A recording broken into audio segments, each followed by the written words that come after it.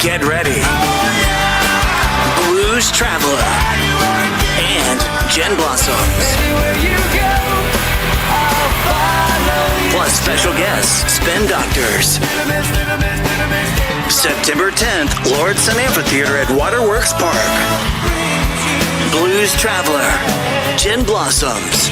Tickets are on sale this Friday at 10 a.m. at Ticketmaster. Blues Traveler and Jen Blossoms. Presented by the Willis Summer Series. Chad Leistikow, Scott Dochterman, the two biggest Hawkeye and Big Ten beat writers, together on one show. GameDay Men's Health proudly presents Legends and Listeners, best enjoyed with an easy Eddie from Big Grove Brewery. This is Legends and Listeners, exclusively on Iowa Everywhere.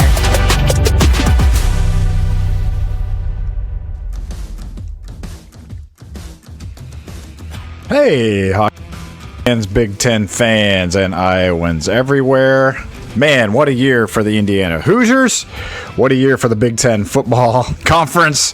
What a heck of a final coaches poll ballot from Curt Cignetti surrounding the Iowa Hawkeyes. Welcome to a national championship edition of Legends and Listeners from the Channel Seed Studios on this Thursday morning, only on Iowa Everywhere, brought to you as always by our amazing friends at GameDay Men's Health. I am Chad Leistikow of the Des Moines Register, and pleased to be joined by the very busy Scott Dochterman of the Paul Finebaum Show. Scott, you've been on Finebaum on Wednesday, rattling some cages.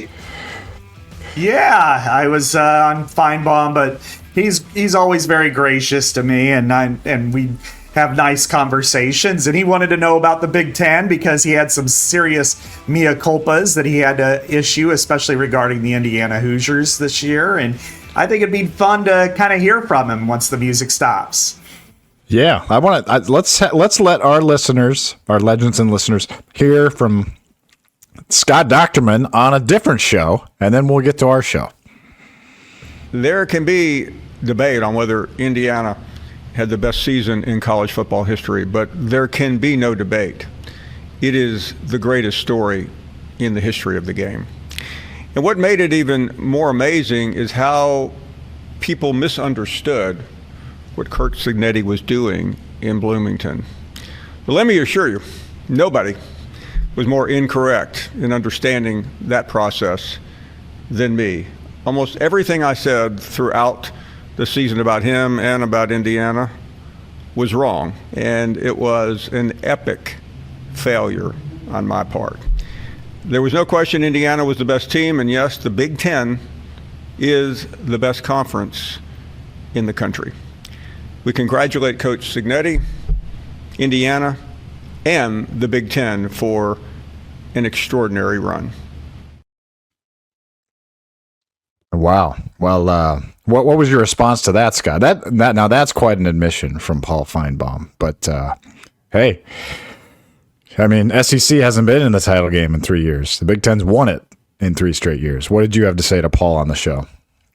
Stunned silence, first of all, to what he had to say there. Yeah, it's an admission, but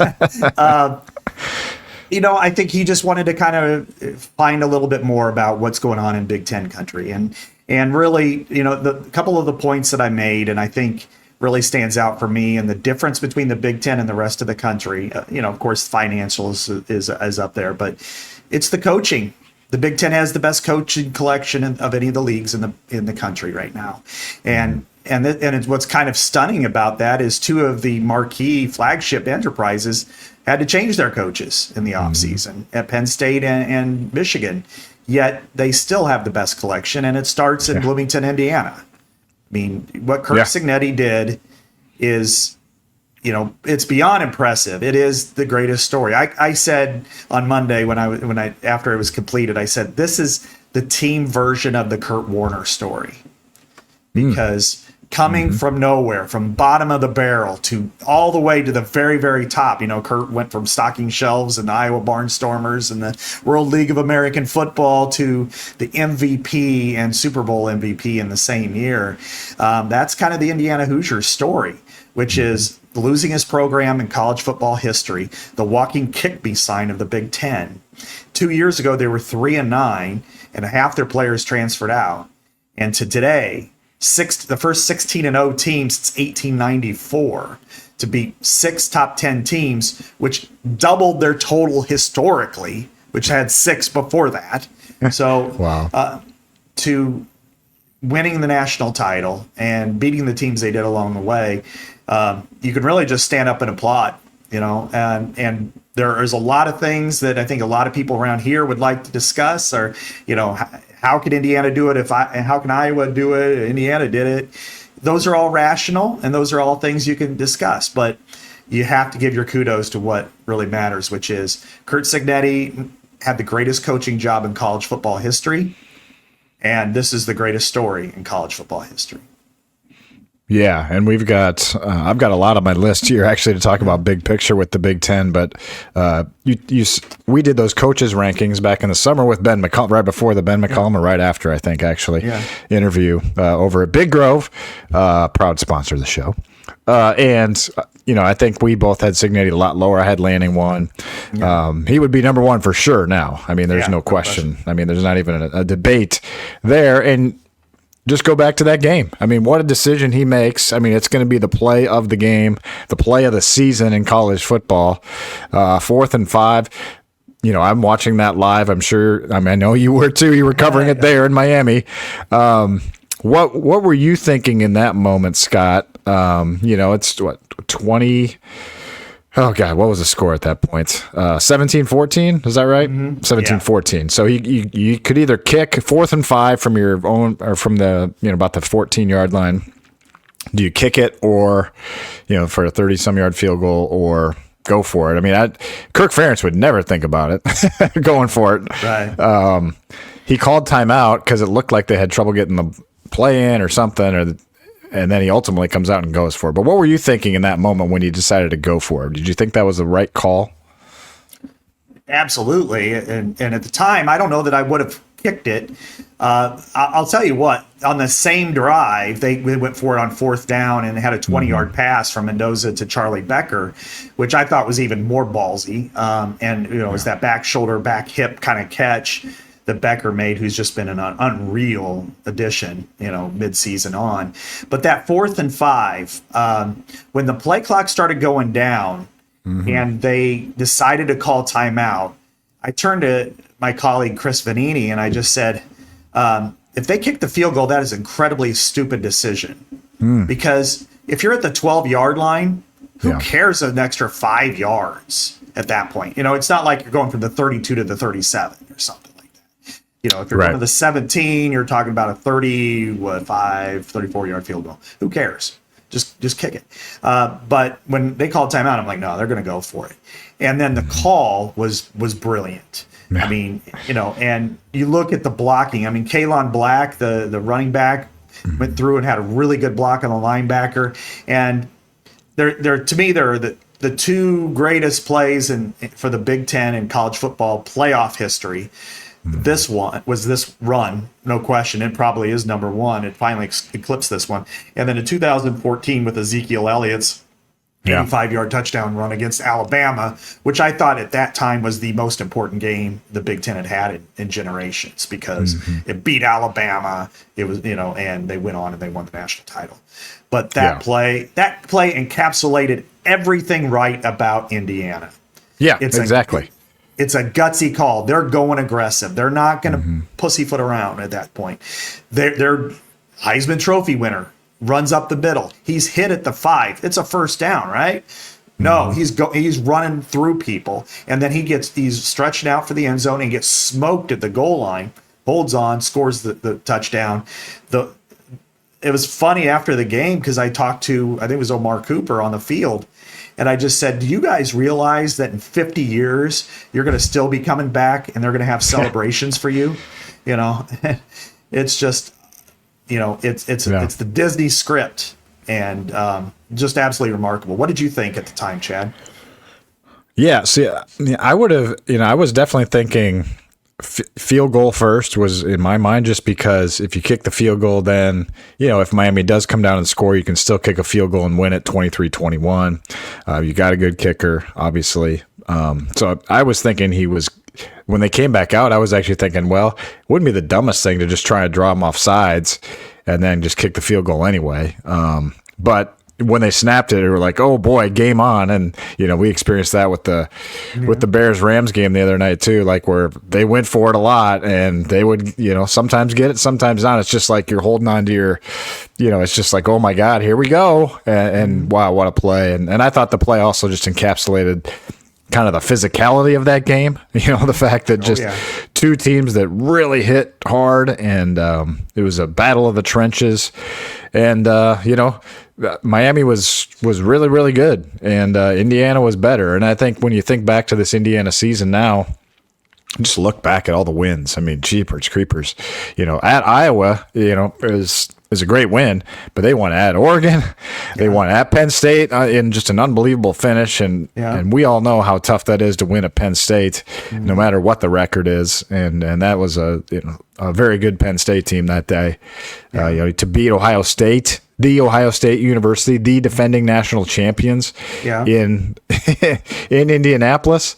They hadn't lost, right, since the national title last year. They didn't lose this year, right? No. Ohio State? Yeah. I mean, that was a major win. Yeah. Just an unbelievable win. They were number one.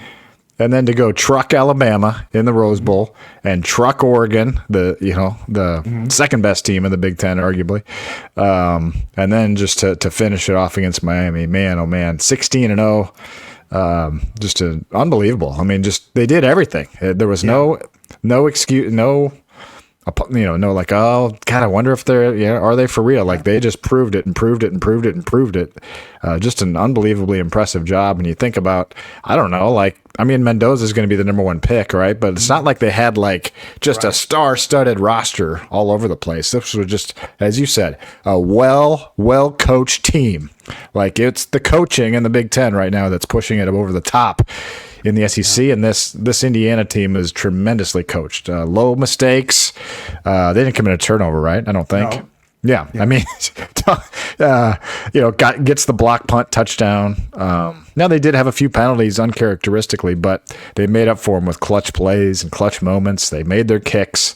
Man, just a really well-coached team, good tackling team. They just do everything right, and that's why I think it seems so attainable for other schools in the Big Ten. Yeah, that's a great point, because it is attainable. It's difficult, no question about it, but it's certainly attainable. And you bring up Penn State, and this is one thing I did want to kind of mention about Penn State. They finished 7-6 this year. Everybody thinks that they were brutal. They're a couple of breaks away from being good. I mean, they lost 5 games by 1 score. You look at Iowa, how close that was, a double-digit lead. Look how close they were to beating Indiana. They lost by 1 point against Northwestern. They lost that stupid game to UCLA. They lost in double overtime to Oregon. So there's 5 out of their 6 games. The only game they got smoked in was Ohio State. 5 out of the 6 games, they were right there at the end, and a play here, a play there, and it could have been a different season. So for Iowa to win, at the time you were discussing and other people were discussing it as one of the biggest wins that Iowa's had in a while. And ultimately, I think that might be proven correct. At the time, I was a little hesitant, but I think seeing where, even though the record doesn't show it, the team showed it. And I think you look at, but the attainable part, which is an absolutely fantastic point, Chad, that's what everybody can strive for. It's kind of like when Gary Barnett took over at Northwestern. He knew he couldn't be Michigan. He knew he couldn't be Ohio State, but he thought he might be able to be Iowa.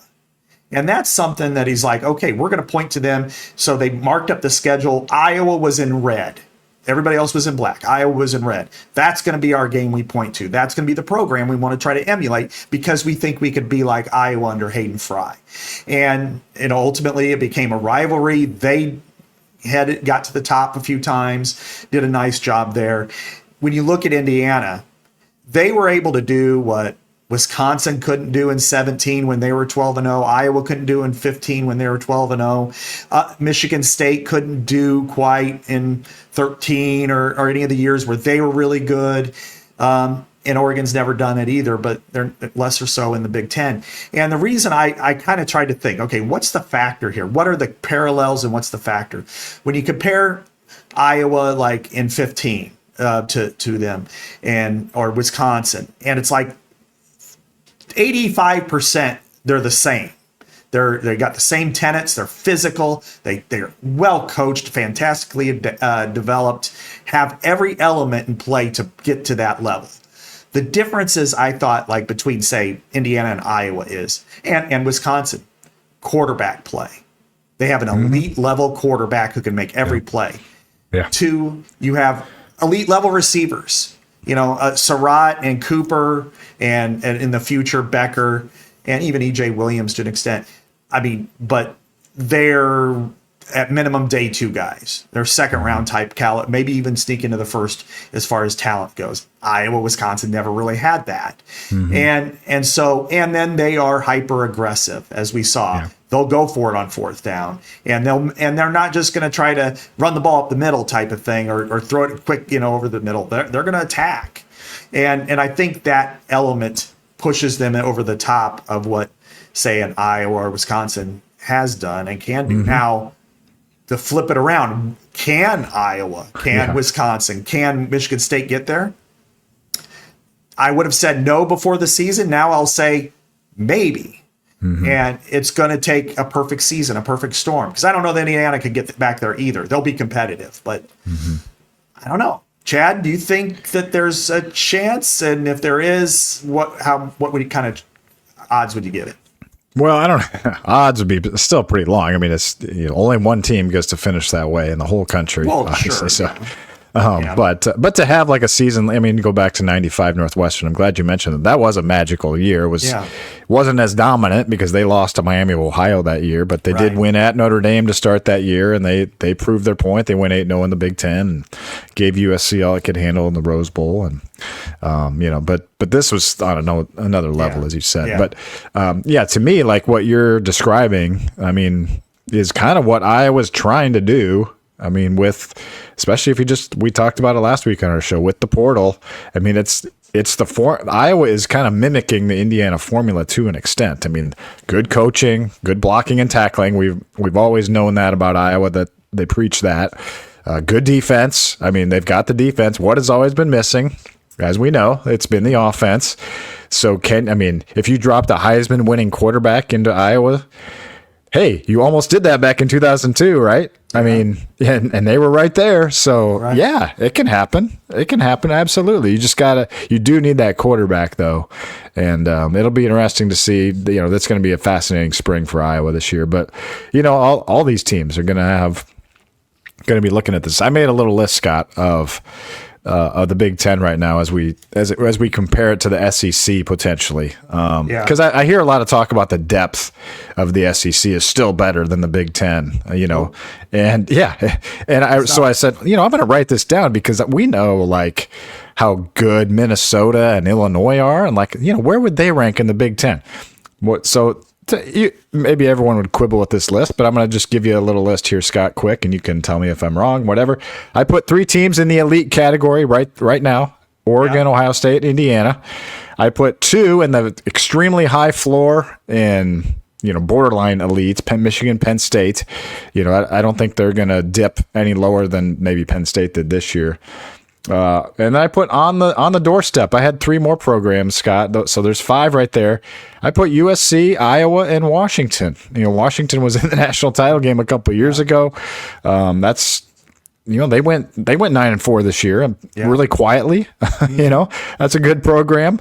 A team that's been in the national title in the last couple of years gets in that. So that's 8. That's 8 of the 18 right there. And that doesn't mention, I said, I put kind of hovering Illinois, Minnesota, just always tough outs, I would say. And then that's 10. On the move, I would put Michigan State there. Well, I think what they've done with Pat Fitzgerald, with the injection of money, we've seen what they did that one year with Mel Tucker. This is definitely a program that's going to turn it around now with what they've got infrastructure wise. And we still haven't mentioned Wisconsin or Nebraska, Scott. And so that's, we're talking about 11 teams. Yeah, I would say I put them in the can't count them out category, in terms of getting it back. Right. And that's the, I think, other part, like when you talk about Nebraska fans and Nebraska followers, it's like, look where you are right now in the pecking order. I mean, let's put them ahead of Michigan State for now, but I mean, that's like 11th, 12th in the Big Ten right now, at best. Right. And then that's 13 teams. And then after that, I say tough outs, Northwestern, Rutgers right now. Northwestern just keeps coming. Rutgers keeps coming. Yeah. And then I would say 3 teams right now are kind of a step behind in UCLA, Purdue, and Maryland. I don't know. How'd I do? Yeah. Oh, I think you hit the nail on the head there, Chad. I mean, I really do. And you think of like USC is underperformed a little bit. This year, 9 wins is still, right there. And, they like Michigan and Penn State have the capabilities. They have the tradition and the blue blood status and then the revenue and everything to really elevate, but they haven't done it consistently yet, but they've come close. And no, but I think you're right. You're spot on. And everybody talked about, well, the SEC is just a little bit deeper here. No, they're not. I made that case that on Finebaum a little bit too, that the Big Ten's better, top to bottom. It's better. And right now, I mean, in the last 2 years, head to head in bowls, the Big Ten's 8-2 head to head in postseason. Losses were Iowa to Missouri by 3, and then Michigan to Texas. The rest of them, pretty decisive. The Big Ten in the postseason the last 2 years is 22-10. And some of those losses are to each other, like Indiana, Oregon, or Ohio State, Oregon last year. So they've played each other and beat each other in those games. This is right now. I don't see why the SEC has more teams ranked than the Big Ten, and I do blame the commissioner on this. The commissioner, me and Ross from Yahoo, Dellinger, and we were sprinting after him on the field after the dais, after the celebration, to try to grab a comment from him. And we're sprinting all the way up Miami Stadium. The last person to run that fast was one of the 85 Dolphins away from the Bears defense. And we caught up. Well, that was at the Orange Bowl. Sorry, I'm wrong stadium. But we caught up to him after like 60 yards. And our interview lasted on the field for 1 minute 46 seconds. And Jeez. you look, the Big Ten had 6 teams ranked. No Washington, no Illinois. Why? Both those teams won their bowl games. Illinois beat Tennessee. Right. Washington blew out Boise State. The Big Ten commissioner needs to come out strong. He needs to come out and support his teams. He needs to come out and say, Iowa was one of the 10 best teams in the country. Maybe they get 15th, sure. but say, look, they played Indiana tougher than anybody. They almost beat Oregon. Oregon, was in the Final Four. Come out and be strong with Illinois. It's like, hey, Illinois lost big to Indiana, but guess what? So did everybody else. So did Alabama. They're a really good team. Penn State's a really good team. Say that we need 7 teams in the playoff, that we deserve it. Instead, he says nothing. And then you look at the final poll, and I think 17th is fine for Iowa. I said 15th, but the thing that probably chaps everybody, and I even saw Brett Bielema tweet about it today, is he's like, didn't Iowa beat Vanderbilt, and yet Vanderbilt's ranked ahead of Iowa? Right. And people are lazy with the polling, and they're 10-3 and they're 9-4. I know they won, but blah blah blah. No. You really need to reevaluate that. And then, okay, so USC's 20th, Michigan's 21st, but North Texas versus Illinois, that's no brainer. Illinois is going to crush them. Washington's going to crush them. Right. The commissioner of the Big Ten needs to come out forcefully for your schools instead of saying, well, I don't want it to be about me. I don't care. It's not about you. It's about them. And I've heard that from a lot of people in the Big Ten lately. So anyway, I think this is something that needs to be addressed. But that said, because the Big Ten is the best conference, and it next week we'll see the schedule, and the schedule will be robust. It is as strong of a schedule as I've ever seen out of this league. The matchups are incredible. I mean, you have Indiana and Ohio State playing. That game has been announced October 17th. But you also have Oregon at Ohio State. You have Ohio State at USC. You have Ohio State at Iowa. Yeah. You have, Michigan at Ohio State. So Ohio State's got an incredible schedule, and that always helps the Big Ten. But Iowa going to Washington. Nebraska going to visit Dylan Raiola in Oregon. There's a ton of games. Yep. Penn State at Michigan. You've got BFFs, PJ Fleck and Matt Campbell squaring off. So Wow. there's a lot of great Michigan. Northwestern goes to Michigan State. Happy many returns, Pat Fitzgerald. So, Yeah. So there's some incredible games next year, but the commissioner needs to come out forcefully, Chad. And this Sure. is my rant of the day. Keep going. We have the best conference. He needs to come right out. The Big Ten is the best conference in the country, and damn it, we should have had 7 teams in the playoff this year. And it's a travesty that we only had 6 ranked in the final 25. And so we'll see what happens with the SEC next year when they go to 9 games.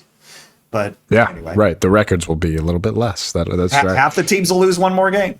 Yeah, good point. Well, Scott, good thing you've got Game Day Men's Health on your side for that sprint to catch Tony Petitti down in Miami just the other night. Our good friends at Game Day Men's Health have always got you covered, home and away, right? In this case, Game Day Men's Health. Like I said, I just turned 52 this month. I've never felt better, honestly. I feel great. My whole family's getting sick, but that's unrelated, but I've stayed healthy, amazingly. Who knows if it's game day or not, but it's definitely been a positive in my life. Weekly testosterone shots can get your levels right where you need them, make you feel like you're in your 20s again. You guys also can get hooked up, you men, old dudes, whatever you want to call yourselves, get hooked up with Game Day Men's Health. Anytime, private, no obligation, free consultation. They're like the kindest people in the world. They're chill. It's very low key. I promise you. Just stop by one of their locations in Ankeny, West Des Moines, or North Liberty, or GameDayMen'sHealth.com, as I said. And we also have a location in Naperville, Illinois, with our folks that sponsor the show. So all you Chicagoans in the suburbs, you got that spot to go to as well. So good job tracking him down, Scott. Were you feeling like you're in pretty good shape when you got to him? Yeah, I was. I slept well, which was really important the day before. But also all the injections. I think I had one more before I left because I didn't want to take it with me. So that was very helpful and got me running, sprinting again, just like one of the Hurricanes out there on the field. So But yes, the Game Day Men's Health, and I'm excited to get back to the gym because, as you know, sometimes on the road it's kind of hard to get things going. And but can't wait for my next injection on Monday, and I'll be all set to tackle the world. Yeah, we'll have schedules come out Tuesday, and then our show next week, we'll talk all about schedules. But let's talk first, Scott, about this number 17 ranking for the Hawks. As I teased in the open, Kurt Cignetti in his coaches poll had Iowa higher than anybody, had them 11th in the country. So I thought that was kind of a nice nod, I guess, to how tough that game was in Iowa City. You just keep thinking back to that. I keep seeing clips of that game, the Hank Brown screen pass, the Drew Stevens missed field goal. Obviously, we saw the Elijah Surratt long TD on the highlight clips going into the national title game there. But, man, how close that was for the Hawkeyes. And I know they lost Iowa State and USC also, 8 and 9 win teams respectively. So it's not like it was just Iowa State and Oregon that they lost to at the wire, Indiana and Oregon. But to me, 17 was, I think, respectable for being out of the poll before that. I feel like they did get, a nice bump of respect. I would have had them 15. I would have had Vanderbilt 16. I noticed that was exactly what Reese Davis did for ESPN, so kudos to him. And I went through every AP balloter. It was just one of the things I did for my column, and I didn't blast anybody individually. But I will say this, Scott. Of the ballots that had Iowa in that 14 to 17, 14 to 18 type range, those are the people that I know are really good at their jobs and that kind of things. And then the ones that there were 7 people that had Iowa unranked, and it's some TV station in some state, you know what I mean? It's just you just wonder what they're looking at. But I think the people that were plugged in and knowledgeable and did their homework had Iowa in that range. So I think it was a respectable final ranking. Yeah, I think that the poll has gotten worse, Chad, over the years. I don't think that there's people who spend enough time on it. And really, there's never if you're going to be on the poll, you got to do a good job. And I understand, but if you're a basketball voter, sometimes I can understand, if you miss somebody or miss something. There's zero excuse for this, because the last poll came out in early December. This one is the final. All the games have been played except one. You have a week and a half to get your poll right, all the way up until 1 or 2, and then push it in. And not only that, it used to have to be done like within minutes of the final game. AP pushed that back again to the final morning, so you didn't have to get it in until late morning on that Tuesday. So there's no excuse for that. I just don't understand why somebody would do that. Like, do you watch football? Do you care? I know. And I know some states struggle with it or aren't AP members anymore and things like that. It just, I find it just ridiculous. And likewise, the coaches poll has never been the one up and up, because people will vote for their friends. We use that unfortunately, because we're a USA Today company, so we use that but we did make some ground this year with my editors. Once the playoff rankings came out, we used those, which I thought was the right way to go, because that's all that matters at that point. But a couple of funny ballots that I know I tweeted one of them. Not the ballot. I didn't want to mention any names. But one guy had Hawaii 25th and didn't rank Iowa. Hawaii. They were 9-4. They lost to Arizona by, I think, 30 some. They lost to UNLV by 28. Another guy still stuck with Missouri in there, 24, and Iowa wasn't in there. Someone pointed out, I didn't notice this initially, but Mark Stoops didn't vote for Iowa in his final poll. How about that at Kentucky? Wow. And Clark Lee voted Vanderbilt ahead of Iowa. So that was another one that folks kind of latched onto. So it's kind of silly, but it does matter when you think about the season, right? I mean, you still think about these final rankings, and you go back to we talk about it. Oh, they finished 8th in 2002, 8th in 2003, 8th in 2004. Yeah. I mean, these things matter. Where you finish. This ends up being, Scott, the 8th highest ranked team of the Kirk Ferentz era. And you have to go back all the way to 91 in the Hayden era to have a team that was higher than this. So, it's not easy to be in the top 20. And now Iowa, this team was, like I said, the 8th best behind behind 19 and 20, and then the top 10 teams. The 5 top 10 teams. The 5 top 10 teams that we know. So, I mean, it's right there. It's right there with those teams. Yeah. I mean, the parallels with the 2008 season are apt, and except this team played a much more difficult schedule. Didn't have to play Ohio State didn't have to play Ohio State that year. So I think this was a really good year for Iowa, and top 20 is where it deserved. I thought it was, again, 15th is fine. It would have been the best, and I admire Signetti, because he always has been very pro Iowa. His players have always been pro Iowa. They always thought that Iowa was a really good team, and so I think that's good, and but it's something to build on, I think, for this program. And there's a lot of turnover, as we know. But I'll say this, and talking to a lot of other people, because like we have our, Stu does our preseason projection, or way too early stuff, and he was very high on what Iowa did in the portal. Of course, they just got another pickup today. The Ohio State safety Corey Haddad, who just redshirted this year, and that was it. And it kind of goes a little bit against what they've done this offseason. But I think it's also been, you got an Ohio State safety who only has 1 year, and he was a redshirt, and he's behind Caleb Downs, and so that's all right. Most people aren't Caleb Downs, so I would think overall it's probably worth a beverage of sorts, maybe a non-alcoholic one from the Athletic. That's probably what I would consider it. Yeah, you saw me pouring it right here, Scott.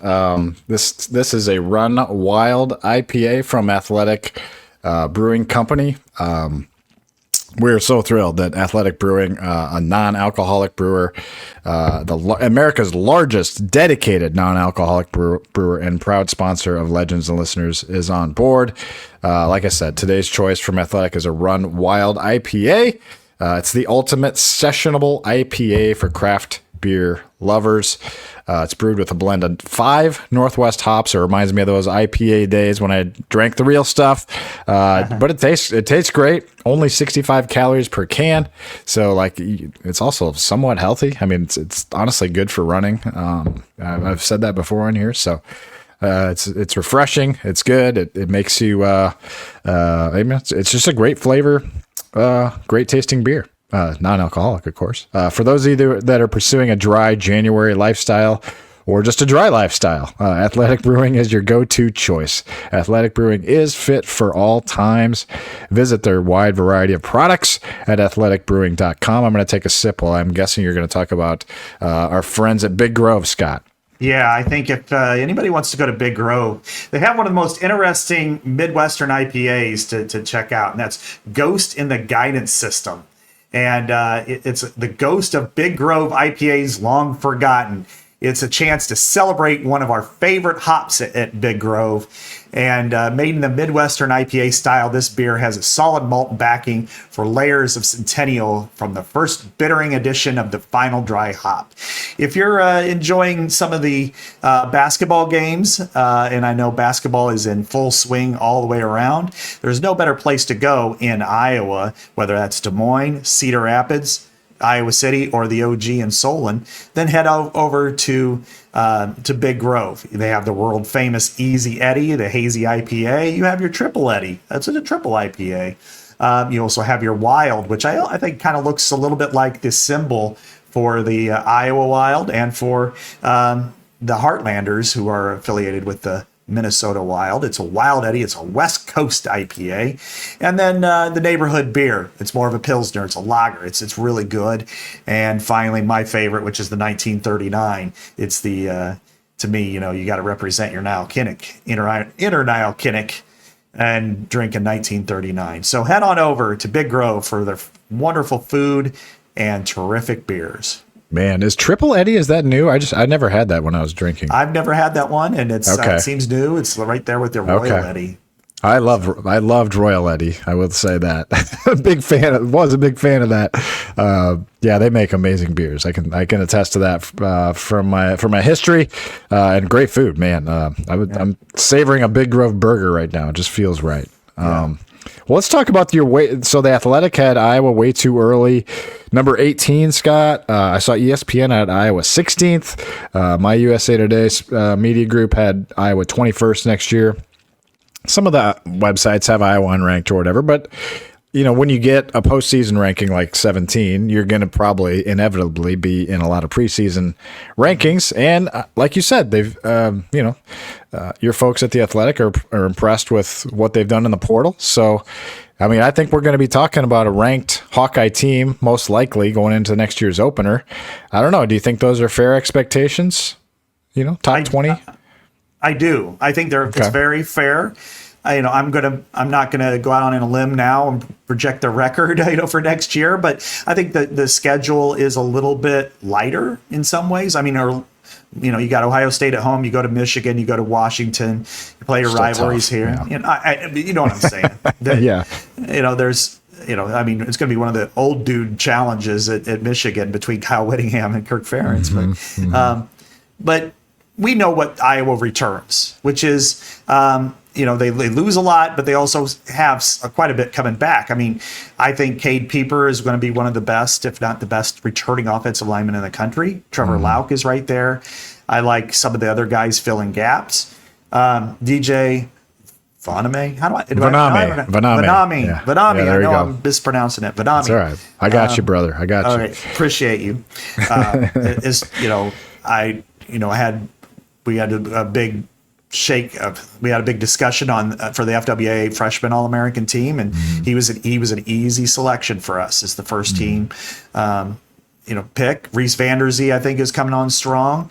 And then, then what I think people are looking at is, I love the portal. They went after proven guys. They went after guys who have and slid right over, which is, as you mentioned earlier, a lot like Signetti, but it's also Tony Diaz, if he's the Z, and then you have the other Z, Vander Z, as the X, right.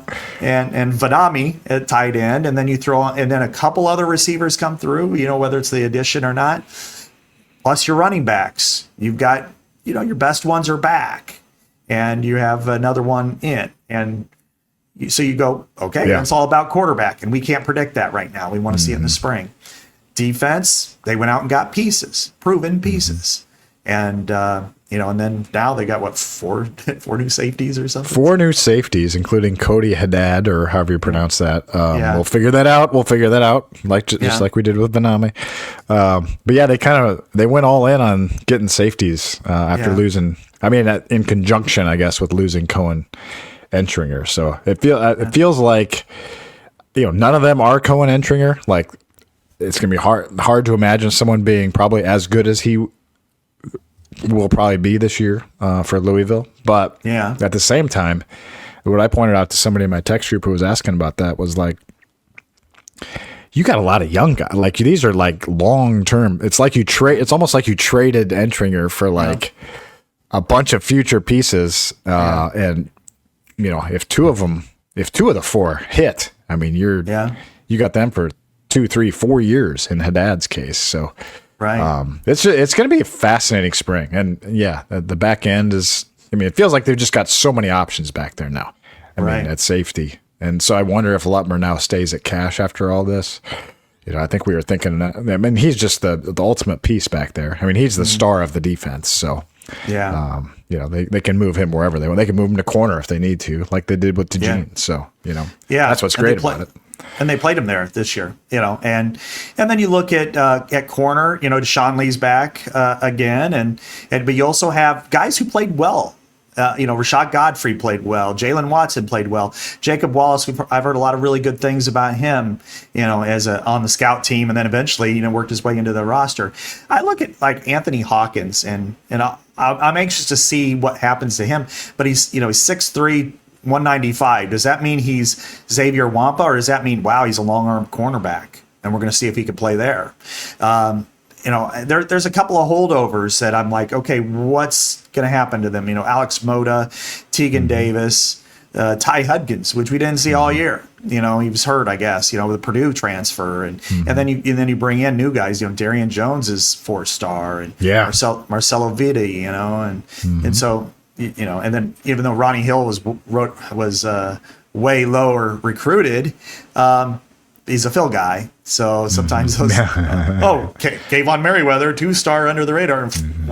He's still in the NFL. Just got signed by the Texans as a future. Did he really? Oh, wow. Him and Luke Lachey got signed again, and Luke Elkin, Bears. Ooh, all right. Get signed by the Bears to a future. Great. Well, that's, I don't know. It feels like it's all coming down to quarterback. You referenced it. Can they've got 2 bites at the apple with Hecklinski and Brown. It's going to be the biggest story of this offseason to see what they have there, because we really don't know. We saw a little bit of Brown, but as we look back on it, the biggest sample we saw of him was against the national champions. So you shouldn't judge him too harshly on that game in that moment. That was a tough situation. You wish he would have made the screen pass, obviously. If it is Hecklinski, Scott, let's bring it full circle here with football. You asked about, can Iowa be, could they become anything like in Indiana? I would say just get into, make a playoff run. Just get into the playoffs. Like, that would be, to me, just an unbelievably successful story for Iowa football to make the playoff for the first time. But to me, I think all these portal moves and what you got at quarterback and what you're building on the offensive line, I'm not, thinking they're going to keep Pieper for 2 years necessarily, but you've got a potential 2-year run here. Like, 27 to me is kind of like, okay, can you ascend this year or kind of maintain almost? What do you think about, kind of maintain what you did this year with a little bit younger roster And then can you take it to the next level in 27? That's kind of how I sort of see these portal moves. And, who knows? I mean, who knows when Ferentz is going to actually hang it up? But, could there be a world where he's kind of in his mind seeing this 2-year window kind of open up, with all these young pieces? Or maybe three if Heklinski's your 3. I don't know. I just feel like it's an exciting time to be an Iowa football fan because you've got hope enough for 26 that you're going to be pretty competitive. And then I feel like if you just look at the whole structure of the roster and what they're doing, 27 could be, potentially a special year if you build it the right way. They only have 8 seniors right now who are on scholarship. And if you would go down the list, Addison Ostrenga, Zach Ortworth, I think, Vaname, is better than both. Vaname, you had it right the first time. Okay. There we go. Vaname. Aiden? Dotzler and Myslinski, they could be starters this year, but they haven't really been starters before. Bryce Stevenson, they just brought him in. Montgomery and Van Kekerix and Deshaun Lee. And although all of them are important pieces, you would say that the guts of the roster is in the junior and sophomore classes. Exactly. So, all the incredible talent they have at linebacker and the offensive line, defensive line, that's in the junior sophomore realm. And you're right. If this could be, and then they went in the portal, they got guys with experience, but all but one are multi-year guys. And if you want to make this one last final push, exactly, you did the right thing. And maybe this year, I'm not comparing it to Indiana. Okay, let's just leave Indiana out of this. But Indiana's go to the playoffs first year, lose on the road, tough loss. Second year, they took 3 steps forward from that. They were a good team in last year. I mean, I saw them crush Nebraska 56-7. But this year, they took that team to a completely different level because they had added a couple of extra pieces.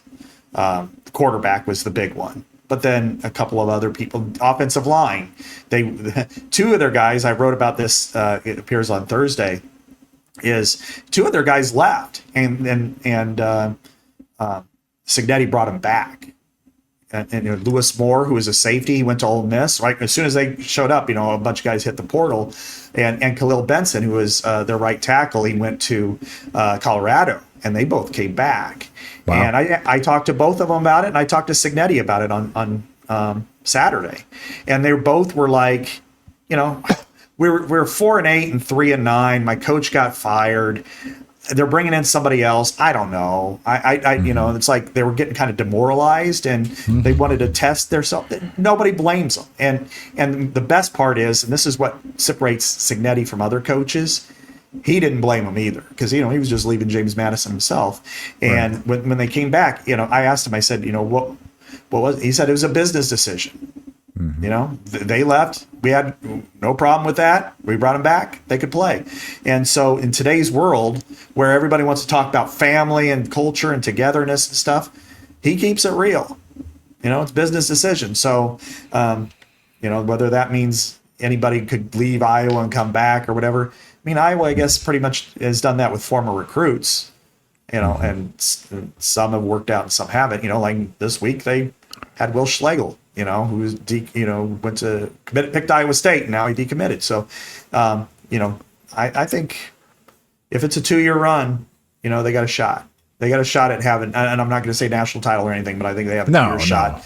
2-year shot to be really, really good. But I think the Indiana story, Chad, and I'll end on this. The Indiana story suggests that it is attainable, which I thought a year ago it wasn't attainable for anybody in this, upper middle class of college football.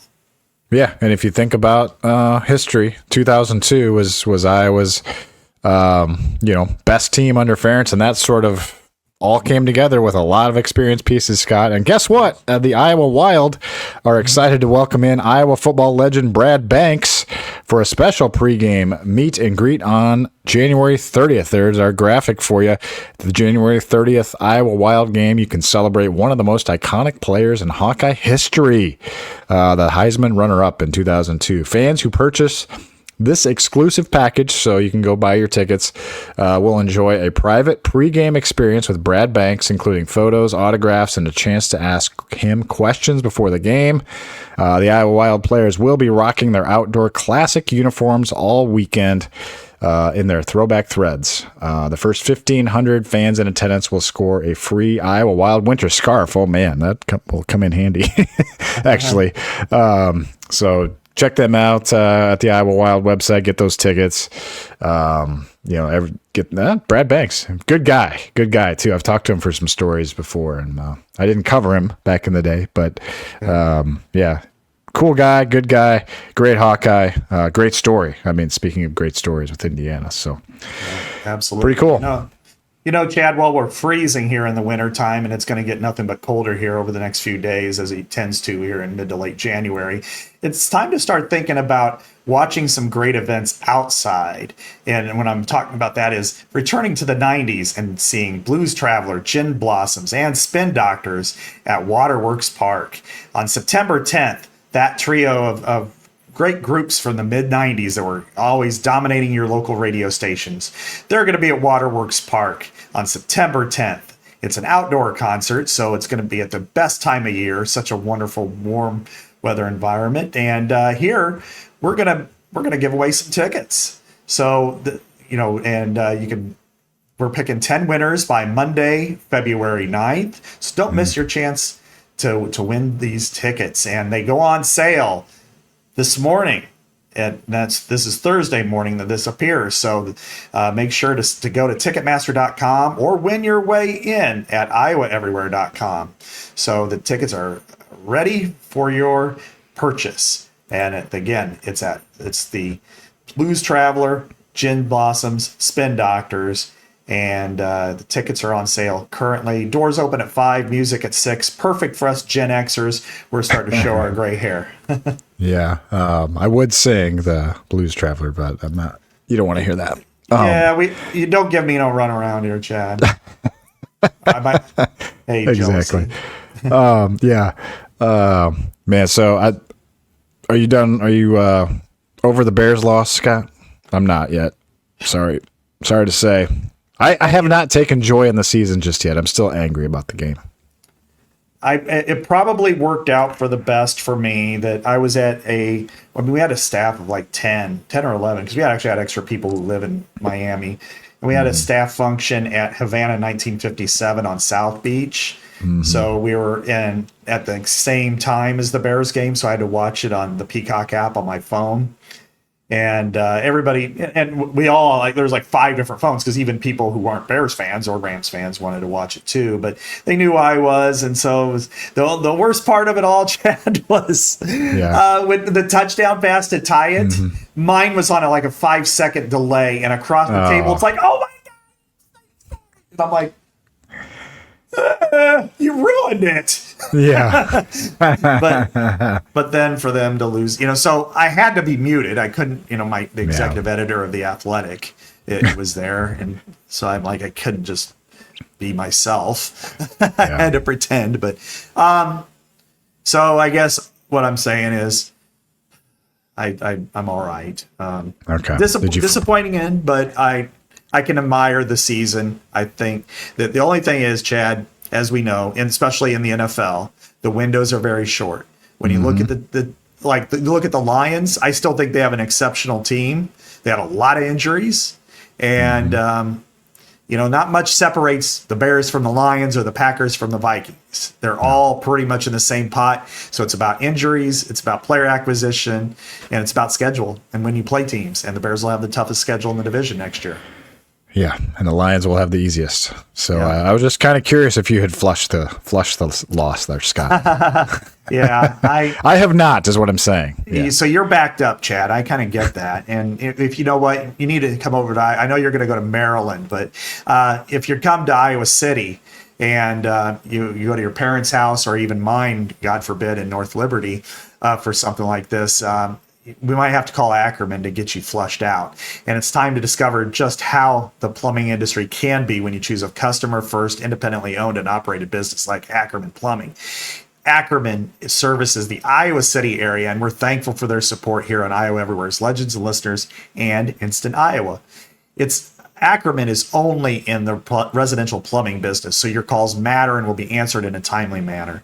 And if it's a plumbing emergency, like you're backed up after a big loss, routine service and maintenance, equipment replacement, or upgrades like tankless water heaters and water filtration systems, call Ackerman.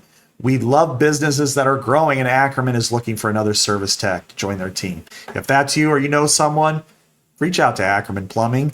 And so visit ackerman-plumbing.com for 5-star residential plumbing services in the Iowa City region. Well, Scott, speaking of Kurt Signetti, I still think I'm not comparing him ever to saying Ben McCollum can go win a national title at Iowa for basketball, but he is doing a lot of the same types of things I feel like that Signetti is doing in terms of just, kind of rebranding the team, bringing in his own guys, and we'll see what happens with this season. But I mean, Iowa right now has, a top 20 net ranking, a top 20 Ken Palm rating. Like, it's pretty impressive what they're doing. They picked up a closer win against Rutgers the other night. But, I feel like he's really kind of setting the stage for what he wants to build in the future. It was interesting in the post-game comments from Rutgers. The reason I wanted to bring this up because I just felt like he was basically saying, like, well, with the guys we have this year, we have to play this certain way. Like he's starting to just build like a culture type thing. Like they're going to get as much as they can out of this season, kind of like Indiana football did last season, right? And, with Curtis Rourke at quarterback. Now, obviously, Bennett Sturts is really good, but, he's got Trevin Urach, like, basically not playing. He's got Trey Thompson, this great recruit, redshirting.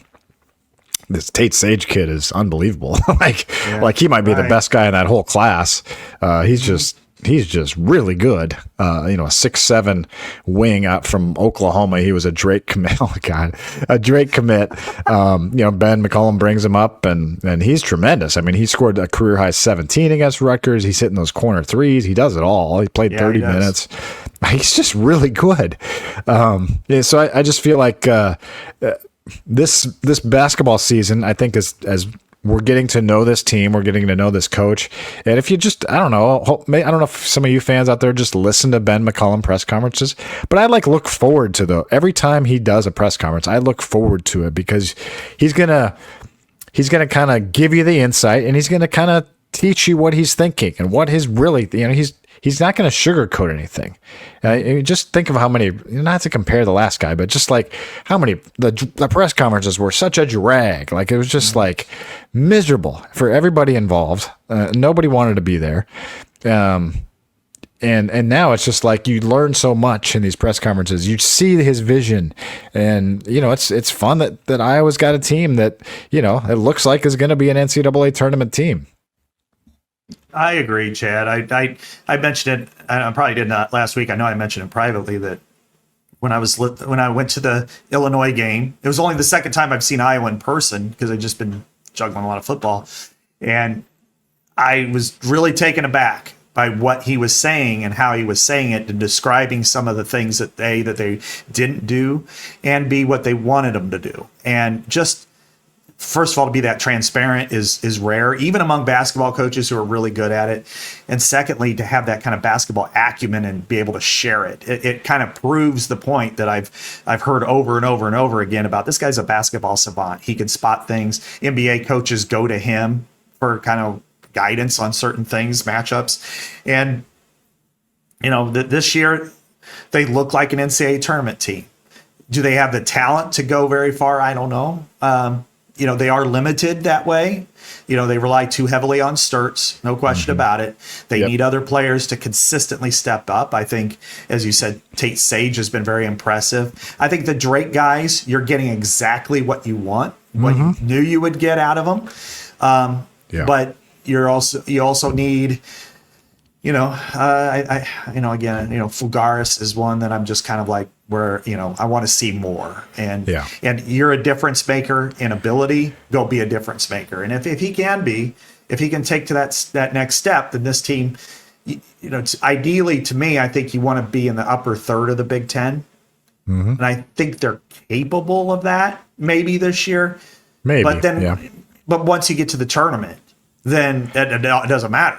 If you're a 7 seed or you're 6 seed or you're 8 seed, whatever. I mean, ideally you would want to be an 8, but I think if they get to be a 6, you know what? Yeah. Run with it. And this team's got a chance. Beat an 11, beat a 3. Yes, you can do that.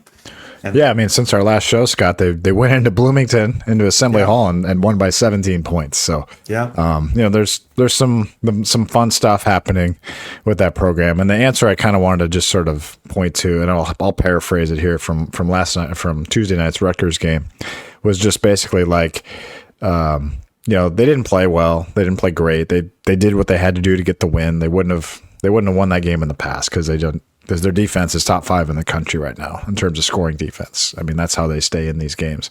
And but anyway, he was saying he was in hindsight, before the game, but he shared with us in hindsight that he was really scared about this matchup because Iowa doesn't have, because of the way they just attack the lane, and Iowa has to make a decision. Do we foul? Do we defend?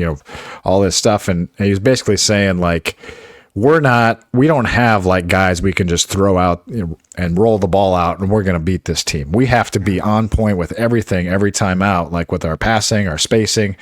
He's basically telling us how they have to play a certain way, kind of like Iowa football has succeeded with that. You have to play a certain way to win these games, and that's so I appreciate that transparency, and so when you watch this team, I saw so many people, including our friend Chris Hassel, just melting down over what is going on, and it's just people, the Big Ten is hard. Rutgers, Steve Peichel's teams are always going to play hard. They just almost put up 90 points on Wisconsin in their previous game. Iowa held them to 62. Iowa has held every team this year, all 18 opponents this year, under their scoring average. All 18. That's an amazing stat, I feel like. And so, but anyway, with this Iowa team and just the way that they're constructed right now, nothing is going to be just in the Big Ten, nothing is going to be easy. So all these wins are going to be, you're going to have to play well to win them. And when you don't play well, you've got to win them. And that's kind of the lesson that they learned on Tuesday. And now they get 8 days off, Scott. Very, very winnable stretch of games coming up. They got USC, and they're at Oregon, at Washington, home against Northwestern, at Maryland, who's down this year, and then home against, I think after that is Purdue, actually. That's when that gets a little tougher again. But they could win these next 5. So they're in a good spot. And I just wanted to kind of try to calm people down. That was a really nice win Tuesday night. They didn't play great, but they won. They made winning plays down the stretch with their point guard scoring when he had to score, and he turned it on, and they won it. Yeah, exactly. And you got to engineer victory, and it's true of any sport. You're not going to have, not to mix analogies in sports, but you're not going to have your fastball every time. You're going to have to win. You're going to have to find ways to win games. And this was one last night. It's not pretty. It's not one Gary Dolphin will talk about on the iClub circuit, and show highlights from, and have Gary have Ben McCollum come out and talk about the great win against Rutgers. But you know what? It'd be a lot bigger loss than a win. And as you said, you get through this stretch, USC at home, you feel good. You have your students back, and then maybe they'll bring back their jerseys that they got at the game the other day. And then you have, go on the West Coast. And if you sweep on the West Coast, that's also a very difficult, even though their teams are very good, but that's difficult to do. And then come back Northwestern. And then, then it ramps up with Purdue and Nebraska. Imagine if Nebraska is still undefeated at that point, coming to Carver Hawkeye Arena. Yeah. That's a big game. That's a really big game. And, Purdue is as well, always will be, but that's, that's a good stretch. And then you're heading out to your old stomping grounds, for a pretty pivotal, top 10 matchup, right? Yeah, well, the Hawks are 10, which is the women. I'll be there tonight, Iowa, Maryland, 6 p.m. on Peacock. by the way, I'm sure you guys know this, but YouTube TV subscribers, you get these Peacock games, so you don't have to subscribe to both. Not on the NBC Sports Network. But anyway, yeah, the Hawks are 10, Scott, for the first time in the post-Caitlin Clark era. So they have not been this high under Jan Jensen. Now they go into a place where they've hardly ever played well. The only time they've ever won at Maryland since they joined the Big Ten was Caitlin's senior year, and they won by 8 that year over there. I was at that game as well. So it's going to be tough. I would guess Maryland's going to be favored by, I don't know, 4 or 5 points would be my guess. Maybe you guys know by now by the time you're listening, but Hawks are 7-0 in the Big Ten, Scott, and I feel like every game I come on here onto Twitter or whatever and see like people complaining about Jan Jensen or like what are they doing with this and that, and like almost everything that she's done this year has been spot on. I had another a veteran media member, ask, could she be Big Ten Coach of the Year this year? What would it take with everything that they've lost in the last couple of years to be in this upper echelon? And I don't know. Might be a stretch. We got to see how it all plays out. But, I mean, they're 7-0 in the Big Ten, Scott. That Caitlin's senior year, they started 7-0. Then they lost at Ohio State that year. That was the game she got, trucked by a fan or whatever. Right. So this is like pretty cool territory for the Iowa women. They've found a way. Hannah Stolke, National Player of the Week right now. I just did a big piece on Ava Hayden. She's just having a breakout sophomore year. Now we're seeing Addie Deal kind of break out herself here as a freshman. Kylie Feuerbach's back from injury. She's their defensive stopper. Just an outstanding defensive player. And I think more and more people are appreciating her, kind of like a Gabby Marshall type, where a lockdown defender and will score some offense occasionally to help out. And so it's a fun team. Chit-Chat Wright's just a blast. Hits a half-court shot the other day. I mean, they beat Michigan State. I mean, I don't know. I feel like people are kind of taking some of this for granted too. They're 16-2 and 7-0 in the Big Ten. I know they got a tough stretch here. We'll see what they're made of, but I think it's been pretty impressive what the Iowa women have done. Yeah, there was a couple of games where they didn't really play well and they won. And again, those are I think going to Indiana and. I think that's part of it, that sometimes they haven't played well, and so you're just like, what's going on here, And but what we've seen now with Hannah Stolke is maybe she's on the same type of trajectory as we've seen with some really good Iowa seniors, which is she's starting to hit her stride. I mean, now she's the National Player of the Year and for a week, or National Player of the Week. That's impressive. Because, at times you're wondering, she's struggling around the rim. Well, she's finishing those shots. And if she could, it was about this time of year last year, Chad, when Lucy Olson was struggling. And then, they lost, 5 out of 6 or 6 straight or something like that. And then they took off and had a great run. And I think that's the same case here, that now the schedule's different, and going to Maryland and then having Ohio State at home, that's challenging. But the season doesn't end on Saturday if they lose, or it'd be Thursday if they lose, and then it wouldn't end same thing on Sunday. You don't want that to happen, especially at home. But I do like this team. I think this team's capable of competing. And UConn showed how far they are, but I don't know that they're that far if they played them again. But overall, you got to be, 16-2 and 7-0 is nothing to just shrug off like, it's not that big of a deal. Yeah, I mean it's this last week was pretty impressive. I mean Oregon, and Michigan State were top 25 net teams. They beat them both at home. Protect home court, that's a big deal. I think if they go 1-1 this week, that would be a victory in my mind. And then next week, I'll be out in LA for that one. Maybe we'll be doing our show from there. I don't know, but at USC, at UCLA, if they could somehow split out there. At USC is beatable this year. They're a little bit down without Juju Watkins, but still at USC. Still a good team. So if they can somehow go 2-2 over these next 4, that would be a real nice victory. Try not to go 0-4, but if they can at least get 1 or 2 of these, that would be good. So we'll talk more hoops, but this was the end of football season, Scott. Yeah, football season is now over. We're in the off season. Yeah, it's kaput, but again, I think a good showing for Iowa football to be able to get to 17th next week. Schedule's unveiled, and then it's then it's draft season. I got to put together a mock draft starting tomorrow. Oh boy! All right. Well, we'll talk about Big Ten Iowa football schedules next week on Legends and Listeners. Thank you for joining Scott Dochterman. I'm Chad Leistikow. Scott Dochterman of The Athletic, by the way, not the Finebaum show. We'll talk to you next Thursday here on Legends and Listeners, only on Iowa Everywhere.